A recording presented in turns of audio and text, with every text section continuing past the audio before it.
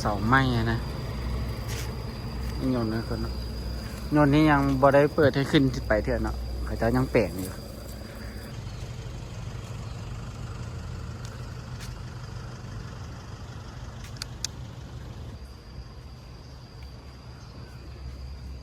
เสาใหญ่เลยตัวนี้เนาะเสาท่องเดียวเลยอันนี้ไม้แท้ๆเลยนี่ทุกคนโบแมนเสาปูนเสานั้นเลยสบายดีทักทายสบายดีทุกคนเนาะอันนี้เป็นบรรยากาศเนาะไฟแดงบ้านตันมิไซเนาะไฟแดงโดดๆคลิปวิดีโอนี้เราจะพาทุกคนมาครับชมบรรยากาศจะพาทุกคนไปชมบรรยากาศคาเฟ่ยนต์อยู่ที่หลัก15เนาะจะพาทุกคนไปเบิ่งว่าบรรยากาศจะเป็นอย่างไรนะตอนนี้จากเส้นทางที่เขาไปนี่ป้ารถติดแท้ติดกว่ารถหลายแฮงมื้อนี้ด่านกันหลายเลยเนาะใครมีเหตุการณ์ที่แบบว่าอันเกิดอยู่สามเหลี่ยมทองคำนั่นนะคุณเนาะแล้วก็เพิ่นจะตั้งด้านเนาะตั้งด้านหลายด้านนะครับตามที่เอามานี่มือรถติดแท้ติดว่า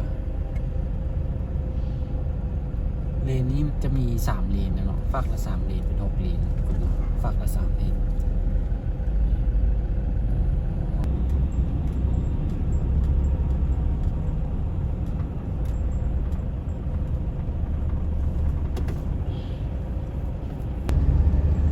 นี้เขาก็ออกมาได้แล้วเนาะจากไฟแดงโดดๆดอนโหนมาป้า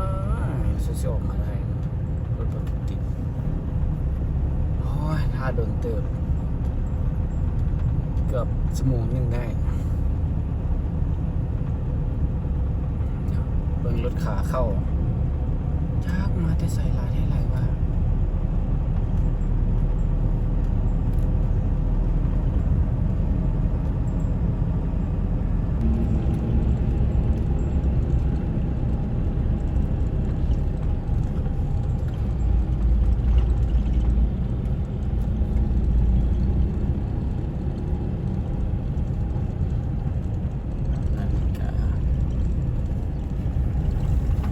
ดอนหนุน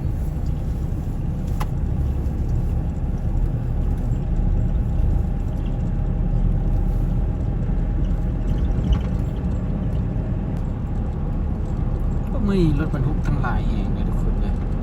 เนาะขี่มาตั้งแต่ตอนนี้อยู่ในเมืองแล้วบรรทุกมีหลายแห่ง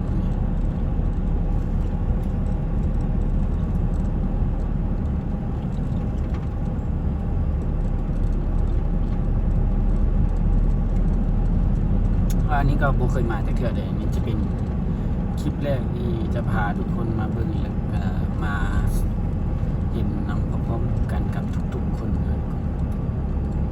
คาเฟ่ยนต์เรามาสถานที่เนาะคาเฟ่ยนต์ไก่ตลาดช้างเผือกอยู่หลัก15มาเนาะอยู่ปั๊มน้ำมัน PV Oil เนาะอยู่เบื้องขวามือเลยเนาะตามที่มาเนาะขี่เข้ามาก็จะเห็นป้าต้นไม้เสาเฮือนบักใหญ่แล้วทุกคนเห็นไหมเพื่อนเฮือนหลักของเพื่อนที่บอกนั่นเนาะพวกน่ะป้าเบื้องเสาเฮือนนะอลังการโคตรเลยเนาะคาเฟ่ยนต์นะทุกคนเห็นบ่หัวยนต์ขาวๆเนาะจอดอยู่ดึกคือโลมีบอลจอดนะมีอาหารมีเครื่องดื่มมีกาแฟเนาะ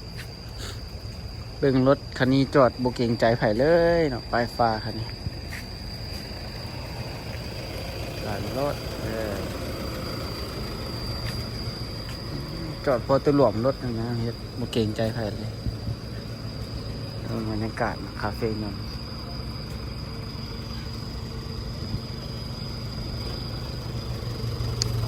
สะอ่อนเหือนเนาะเสาไม้นะนี่ยนต์นะคนยนต์นี้ยังบ่ได้เปิดให้ขึ้นไปเถอะเนาะเขาจะยังแปลงอยู่ยนต์ก็บ่แม่นยนต์ใหญ่คิดว่ายนต์ใหญ่เนาะคาเฟ่ยนต์สะอ่อนแต่เสาเหือนนี่แหละเนาะทุกคนเนาะ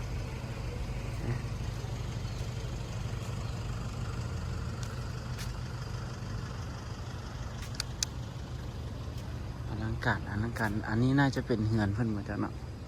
โอ้คักเนาะไม้เฮ็ดเบิดเลยเนาะ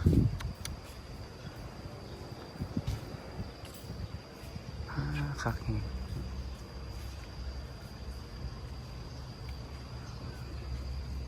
เสาใหญ่เลยตัวนี้เนาะเสาท่องเดียวเลย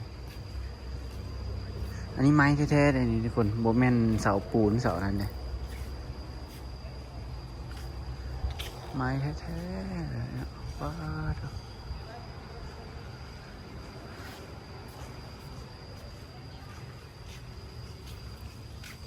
ววงจอดรถเสาต้นมันใหญ่วงจอดรถเนี่ย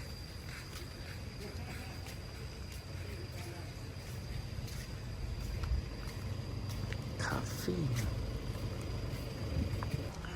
คน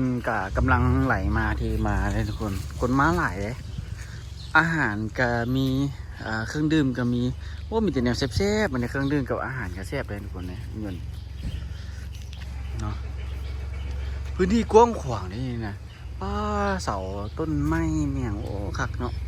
ตกแต่งงามได้ยังไงนี่ก็น่าจะเป็นเฮือนเพื่อนแหละเนาะเฮือนมันอยู่เนาะมี2 หลังนะทางในนี่ทางนึงเนาะแล้วก็ทางในหลังนึงมี2 หลัง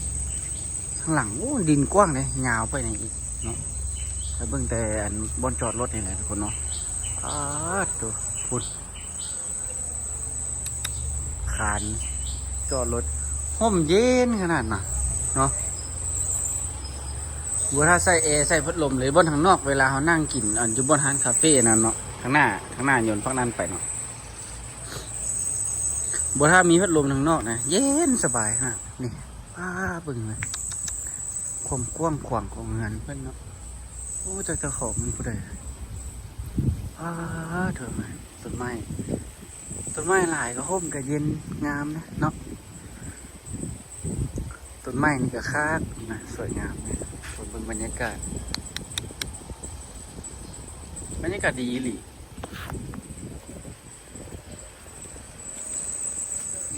ต้นไม้เบื้องหินโอ้คักนี่พุ่นกำแพงมือแหละเนาะเป็นสุดงามแหงเนาะไม้ยังกองอยู่บนทางหลังเนี่ยทางหลังตูบยังไม่ได้หลายนี่ต้นไม้มาปลูกใส่ทมแต่น้อยเพื่อนก็น่าจะมีแผนขึ้นอีกแล้วนี่เนาะบนนี้อาจจะแบบที่เป็นบ่อนนั่งลิ้นหรือว่าเป็นแคมปิ้งก็อาจจะเป็นไปได้เนาะรีบอกปะไปแบบนี้เนาะห่มเย็นงามด้วยนี่โอ้บรรยากาศคักอีหลีเนาะ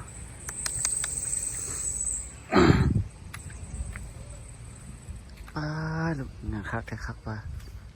เงินกว้างว่านะเบิ่งต้นไม้นี่เบิ่งต้นไม้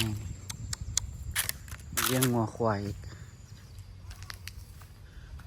โอ้ยังกว้างขวางพื้นที่เลยเนาะปูนาไม้นะเพื่อนทุกคนไหมนะกองเต็มเลยอยู่ฮั่นไหมพวกน้ำปูดไม้เห็นบอกกองมันกุกกิ๊กกันพวกปูดไม้เป็นอันนั้นไม้เนาะท่อนไม้พวกเนาะดูไม้ยังไม่ได้หลาย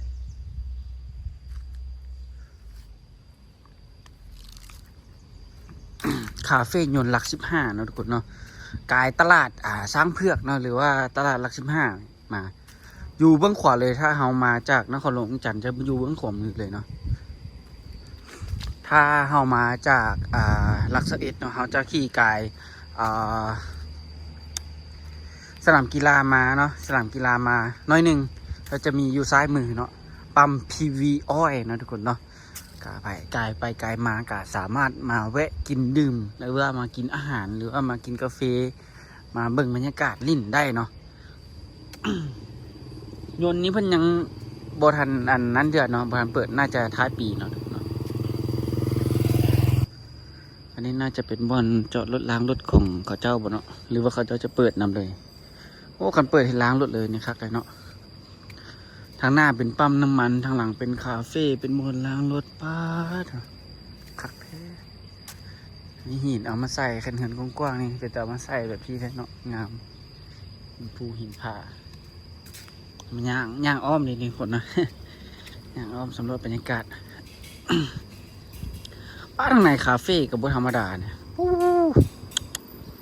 ไม่นะสอนไม่อย่างเดียวไม่เสาไม่เนาะอย่างอ้อมมาก็จะเป็นน้ำมันปั๊มน้ำมันทางหน้าต้นไม้ใหญ่นี่แหละเห็นปะเพื่อนไม้คาเฟ่พื้นที่จอดรถกว้างขวางทุกคนเนาะบอลนั่งเล่นอยู่ข้างหน้านี่ก็มีให้เราโดดนั่งเล่นบอลจอดรถเนาะจอดคือปานเข้าเหือนตัวเองเลยเนาะสะออนเหือน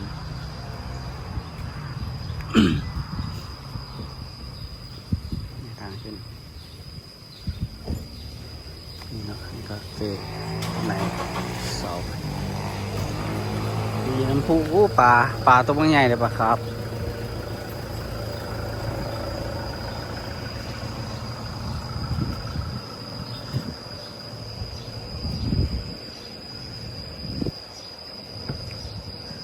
โยนคือว่าเห็นหนึ่งเขาจะขึ้นไปได้เลยเนี่ยคนน่าจะขึ้นทางหลังบนหางเครื่องบินมาแล้วตัวนี้ก็ขึ้นได้แต่ว่าประตูมันไขอันนั้นไว้ไขได้แต่ว่ามันแบบบนล็อกทั้งถึงนะมันวัวข้างบรรยากาศดีเลยเนาะนี่คาเฟ่เงินไม้คาเฟ่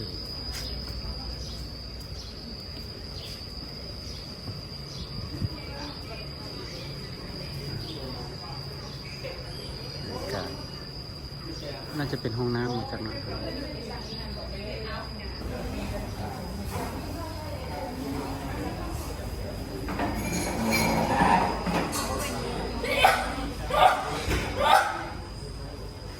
จะประมาณนี้ปลาไปใส่มันนะปลาตัวบักใหญ่คนปลาครับกาจะประมาณนั้นเนาะทางไหนนะกาโบกาถ่ายหลายเนาะแบบเกรงใจข้าเจ้าเนาะข้าเจ้านั่งกินอาหารนั่งเล่นอยู่ เราจะมาชมบรรยากาศ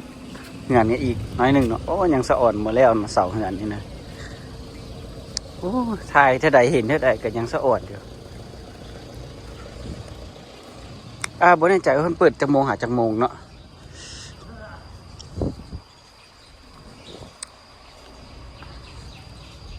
บรรยากาศครับเนาะ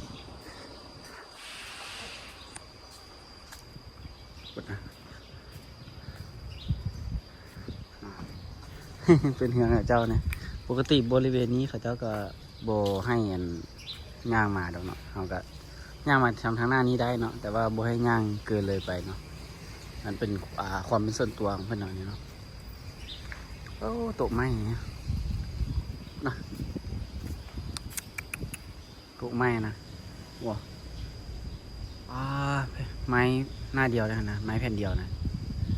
ไม้ต้นเดียวเลยนะทุกคนสะออนห้ามขึ้นถึงเงินเนี่ยมันก็มีป้ายนะ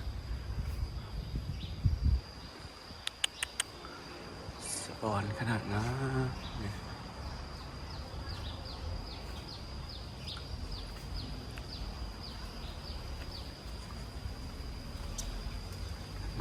เงินคว้าเพิ่นเนาะ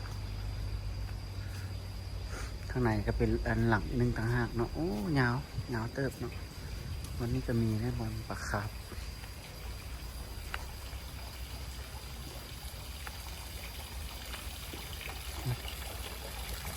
ปลาคาร์ฟกินน้ำ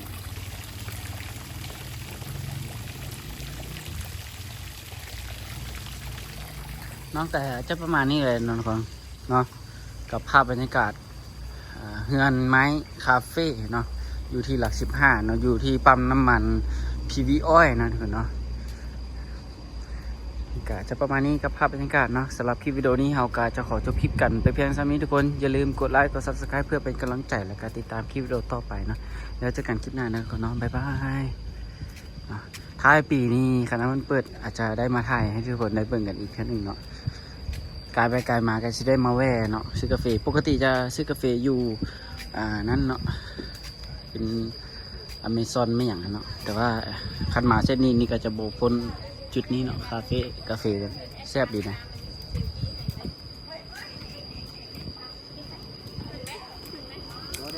ขึ้น